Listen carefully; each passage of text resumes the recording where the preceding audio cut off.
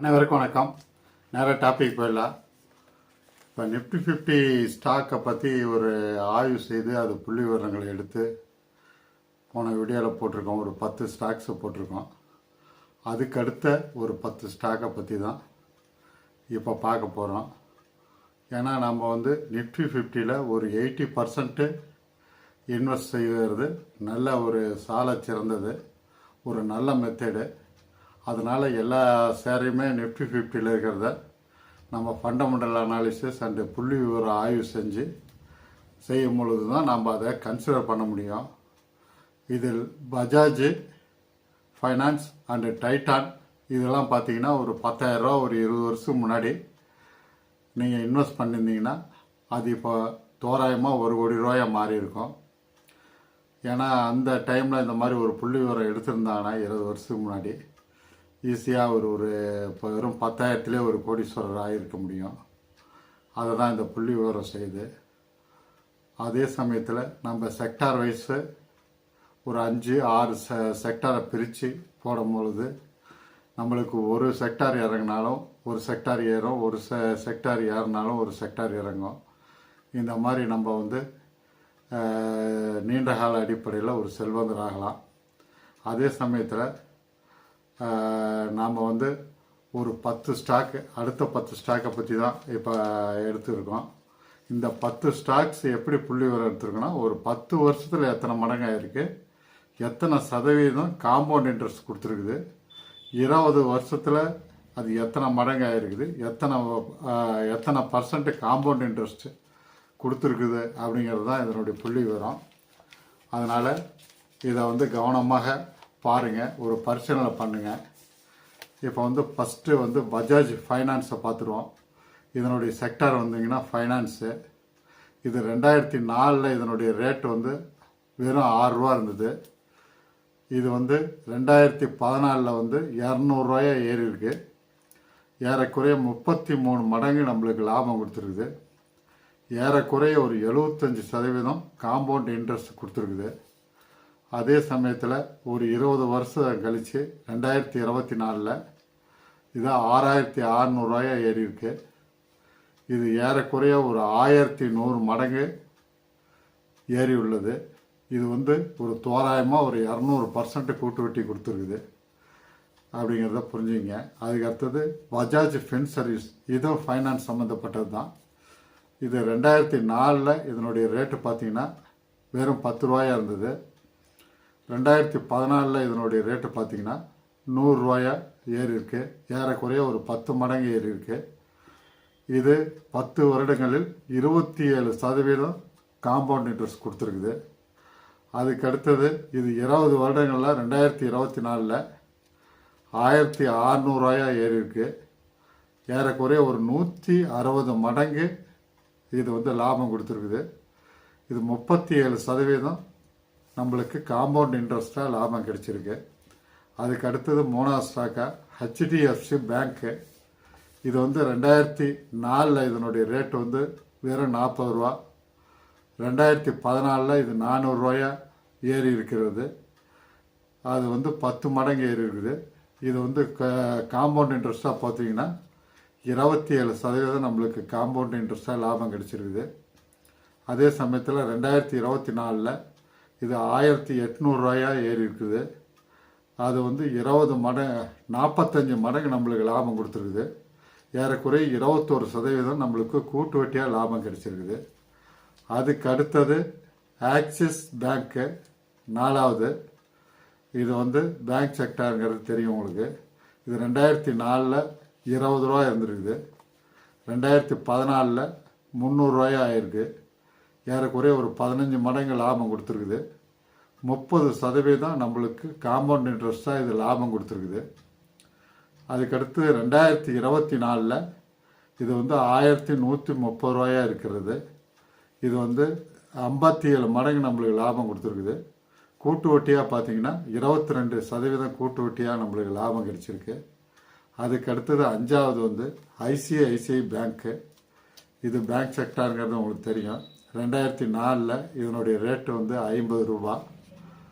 இது 2014 300 ரூபாயா ஏறி இருக்கிறது. ஏறக்குறைய ஒரு 6 மடங்கு நம்மளுக்கு லாபம் கொடுத்துருக்குது. 21% நம்மளுது காம்பவுண்ட் இன்ட்ரெஸ்ட்டாக லாபம் கொடுத்துருக்குது. இது 2024 தற்பொழுது 1300 ரேஞ்சில் ட்ரேட் ஆகிட்டுருக்கு. இது 26 மடங்கு லாபம் கொடுத்துருக்குது. ஏறக்குறைய 18% நம்மளுக்கு காம்பவுண்ட் இன்ட்ரெஸ்ட்டாக இது கொடுத்துருக்குது அப்படிங்கிறத புரிஞ்சுங்க. 6வது டைட்டான். இது டைமண்ட் ஜுவல்லரி இந்த செக்டாரில் வருது. இது 2004 வெறும் 4 ரூபா இருந்திருக்குது. இதுதான் ராஜேஷ் ஜூன்ஜூன்லாம் 3 ரூபா 4 ரூபா 2 ரூபாய்க்கெலாம் வாங்கினார். அதன் மூலம் தான் மிகப்பெரிய கோடீஸ்வரர் ஆனார் அப்படிங்கிறத நீங்கள் புரிஞ்சுங்க. இன்னமும் அந்த டைட்டான் ஷேர் பெருமளவு வைத்திருக்கிறார் என்பதையும் புரிந்து கொள்ளுங்கள். இது 2004 4 ரூபாயா இருந்தது. 2014 400 ரூபாயா ஏறி உள்ளது. இது 10 மடங்கு ஏறி உள்ளது. இதன் மூலம் 24% கூட்டு வட்டி கிடைச்சிருக்கு. இப்போ தற்போது ரேட் 3300 ரூபாயில் ட்ரேட் ஆகிட்டு இருக்குது. அப்போ 800 மடங்கு நம்மளுக்கு லாபம் கிடைச்சிருக்குது. இது 150% கூட்டு வட்டியாக கிடைச்சிருக்குது. 7வது நம்ம பார்க்கக்கூடிய ஷேர் ஹீரோ மோட்டார் கார்ப். இது மோட்டார் செக்டாரில் இருக்குது. இது 2004 500 ரூபாயா இருந்தது. இது 2014 3000 மாறிச்சு. அப்போ 6 மடங்கு நம்மளுக்கு லாபம் கொடுத்துருக்குது. ஏறக்குறைய 21% நம்மளுக்கு கூட்டு வட்டியாக லாபம் கிடைச்சிருக்குது. இது 2024 4800 ரூபாயா உள்ளது. இது 10 மடங்கு டோட்டலாக 20 வருஷத்தில் லாபம் கொடுத்துருக்குது. ஏறக்குறைய ஒரு 12% தான் லாபம் கொடுத்துருக்குது. கொஞ்சம் குறைவான லாபம் தான். அதுக்கு அடுத்தது எல்என்டி லார்சன் டிப்ரோ கம்பெனி. இது என்ஜினியரிங் அண்ட் கன்ஸ்ட்ரக்ஷனில் செக்டாரில் வருது. இது 2004 100 ரூபா இருந்திருக்கிறது. அது 2014 1000 ரூபாயா மாறி இருக்கு. ஏறக்குறைய ஒரு 10 மடங்கு லாபம் கொடுத்துருக்குது. இது 27% கூட்டு வட்டியாக 10 வருஷத்தில் கிடச்சிருக்குது. அதுக்கு அடுத்தது 2024 இது 3700 ரூபாயா ஏறி இருக்கிறது. இது 37% 37 மடங்கு வளர்ந்துருக்குது. ஏறக்குறைய 20% நம்மளுக்கு கூட்டு வட்டியாக லாபம் கிடைச்சிருக்குது. அதுக்கடுத்து 9வது பார்க்கக்கூடிய share Reliance oil production company. இது 2004 50 ரூபாயா இருந்திருக்குது. 2014 250 ரூபாயா ஏறி உள்ளது. ஏறக்குறைய 5 மடங்கு தான் லாபம் கொடுத்துருக்குது. இது 19% கூட்டு வட்டியாக நம்மளுக்கு லாபம் கிடைச்சிருக்குது. அதுக்கு அடுத்தது 2024 20 வருஷத்தில் இது 1300 ஏறி உள்ளது. இது 26 மடங்கு லாபம் கொடுத்துருக்குது. 18% தான் கூட்டு வட்டி கொடுத்துருக்குது அப்படிங்கிறத புரிஞ்சுங்க. அதுக்கு அடுத்தது 10வது பார்க்கக்கூடிய ஷேர் ட்ரெண்டு. இது க்ளோத் அண்ட் ரீட்டைல் செக்டாரில் வருது. 2004 இது 20 ரூபாயா இருந்தது. 2014 120 ஏறி உள்ளது.